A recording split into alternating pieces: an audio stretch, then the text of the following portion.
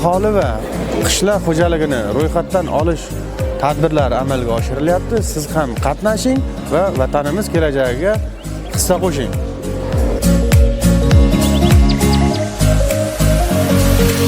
Birga ro'yxatdan o'tamiz, birga kelajagimizni quramiz.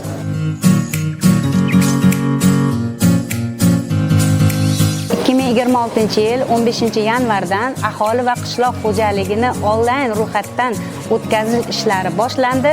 Hurmatli fuqarolar, hammangizni onlayn ro'yxatdan o'tishga chorlab qolaman. Mustaqil onlayn ro'yxatdan o'tish imkoniyati bo'lmagan fuqarolarimizni Qarshi shahar davlat xizmatlari markazida kutib qolamiz.